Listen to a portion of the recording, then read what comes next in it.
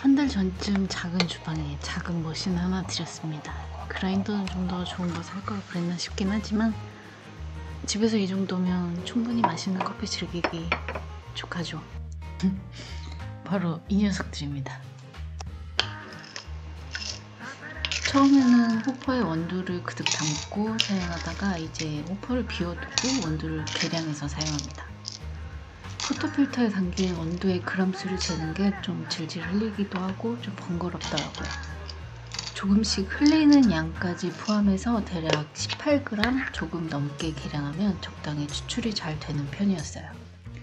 제가 가지고 있는 저울이 점 땡땡 g을 표시해주지 않아서 대략 18g과 19g 사이를 맞춰서 추출해요. 18g 원더로 담게 되면 조금 맛이 플랫해지기 때문에 18g 이상으로 그라인딩 정도를 조절하는 게 좋더라고요. 첫 번째 할 일은 전원을 켜고 나서 포터필터의 온도를 올려주는 건데요. 원샷 버튼을 눌러서 따뜻하게 만들어줍니다. 좀 더 안정적인 온도 유지를 위해서 한 번 더 원샷 버튼을 눌러줍니다. 그룹 패드에서 포터필터를 분리하고 나서 안에 있던 물을 조심히 버려주세요. 기본 장비로는 물이 조금씩 포터필터 안쪽에 고여 있어서 조금 흔들어서 물기를 제거해주고 마른 면으로 잘 닦아줘요. 커피를 그라인딩 하면서 물에 젖지 않도록 마른 상태를 만들어주는 거예요. 한 달 정도 사용하면서 그라인딩은 15에서 17 사이 정도를 옮겨 다녀봤는데 15일 정도 이상 잘 숙성된 원두는 15에서 16 사이 정도로 그라인딩이 적정하더라고요.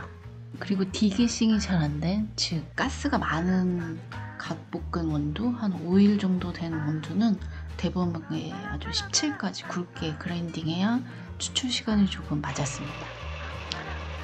기본 장비에서 추가로 구매한 두 가지 중에 한 가지는 이 도징 리잉인데요. 어떻게 해도 리잉 없이는 도징을 깔끔하게 하기가 힘들었습니다.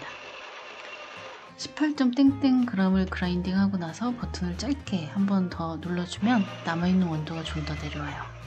지금 들으시는 그라인딩 소리는 제가 10%로 줄여놓은 상태예요. 너무 크기 때문에 오해는 없으셨으면 좋겠어요.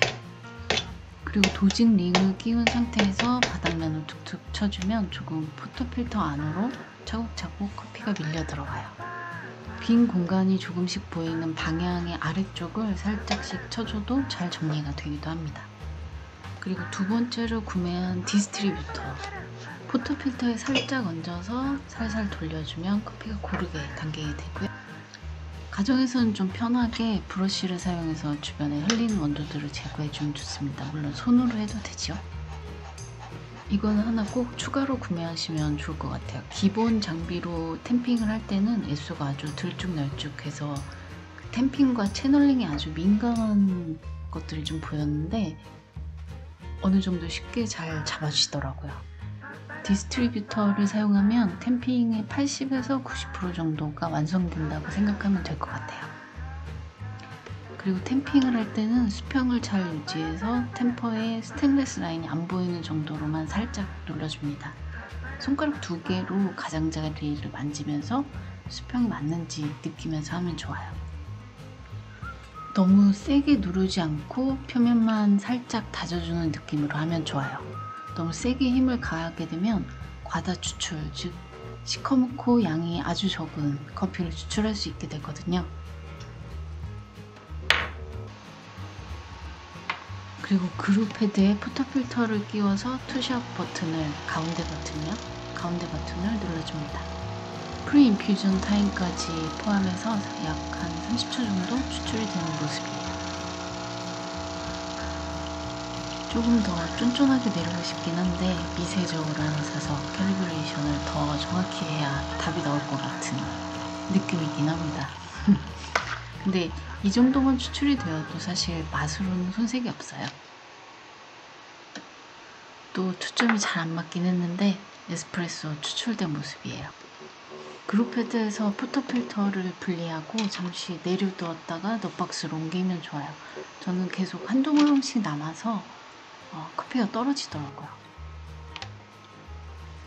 스티머를 사용하기 전에 잠시 스팀 버튼을 켜서 살짝 안쪽에 고유물을 빼주면 좋아요. 스팀이 시작되자마자 꺼주면 돼요. 에스프레소를 준비하기 전에 냉동실에 우유를 담아 넣어뒀다가 꺼낸 밀크 저그입니다. 온도를 좀 낮춰두면 스팀 시간을 좀 더 길게 가져가서 안정적으로 스팀 밀크를 만들기 좋더라고요. 스팀 노즐을 올리고 저그가 수평한 상태의 모습이에요. 이 상태에서 노즐을 한쪽 벽면으로 붙여줍니다. 이렇게요. 스팀 노즐의 한쪽 모퉁이가 우유의 표면에 걸치도록 만들어주면 스티밍과 함께 공기가 주입이 돼서 거품을 만들게 되는 거예요. 소리를 들어보시면 하이톤이 아니라 조금 낮은 톤으로 치직치직 소리가 안정적으로 폼을 만드는 소리예요. 한 3분의 1 이상 우유의 양이 늘어날 때까지 계속 스팀을 주입해줍니다. 그리고 스티밍을 할 때는 한쪽 방향으로 회오리를 만들면서 우유가 돌면 좀 더 예쁜 폼이 나오기 쉬워요. 어느 정도 밀크 폼이 올라오고 우유 온도가 느껴지면 표면에 걸쳐두었던 노즐을 우유 안으로 넣어줍니다. 큰 거품들을 잘게 부숴주는 롤링을 하는 건데요. 스티밍을 하면서 생긴 소위 말하는 개거품이 생길 때도 이때 잘 쪼갤 수 있어요. 그리고 65도쯤 손으로 만져서 너무 뜨겁다 하기 전에 스팀을 멈춰주세요. 스팀 버튼을 다시 누르면 스팀이 멈춥니다. 스팀이 완전히 멈출 때까지 노즐을 그대로 유지하고 있다가 나중에 빼주세요. 스팀 노즐은 사용 후에 바로 닦는 게 가장 쉬운 방법입니다. 사실 밤비노는 자동 스티머 기능을 사용해도 되긴 하는데 거품이 많이 생기기도 하고 저그나 우유의 온도에 따라서 그때그때 조금씩 텍스처링이 다르긴 하더라고요. 그래서 저는 수동을 쓰고는 있습니다.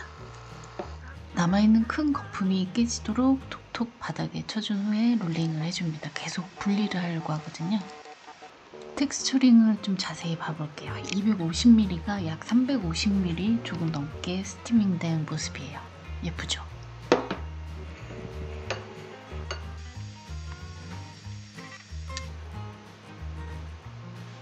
밀크폼을 커피 속으로 쇽쇽 잘 넣어주고요. 그래야 맛있어요. 라떼아트를 잘 못하는 사람의 라떼아트입니다. 요즘 자꾸 몬스테라 모양이 살짝씩 나오고 있습니다. 이 정도 밀크폼이 마시기 좋은 라떼의 텍스처가 되는 것 같아요. 공기 주입 스팀 시간을 좀 더 길게 가져가면 카푸치노 거품이 되는 거고요. 이 정도 느낌입니다.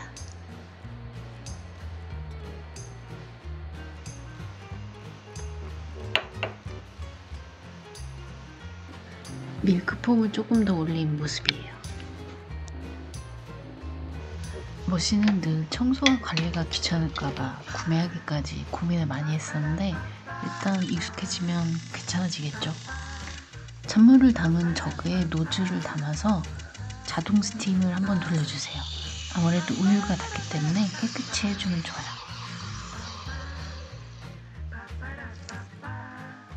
자동 스티머를 물로 돌린 후에 보면 살짝 탁한 모습을 볼 수 있어요. 그리고 가장 재난 상황을 만들기 좋은 도징 도구들인데요.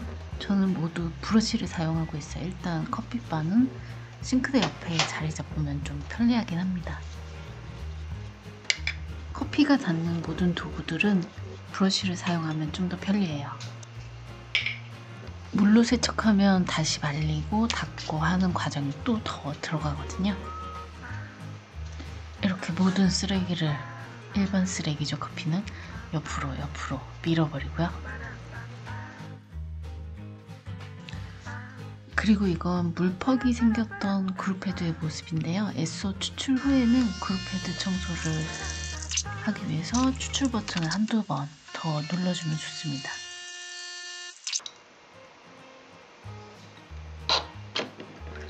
남아있던 추출된 커피와 가루들이 나오게 되고요. 또 포터필터도 분리해서 한 번 더 필터 안쪽에 남아있는 가루도 제거해줍니다.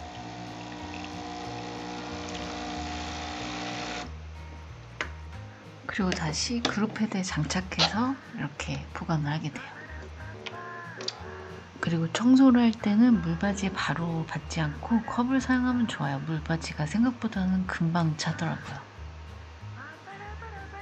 그리고 물통은 1리터 정도 내외로 채워두고 사용하는 편인데 좀 더 물을 많이 채워서 사용했더니 물바지에 물이 고이는 형태가 좀 많아지더라고요. 문의를 해봤더니 정상이라고는 하는데 좀 불편하긴 합니다. 물이 닿아도 되는 재질 위에 얹어 놓으면 좋아요.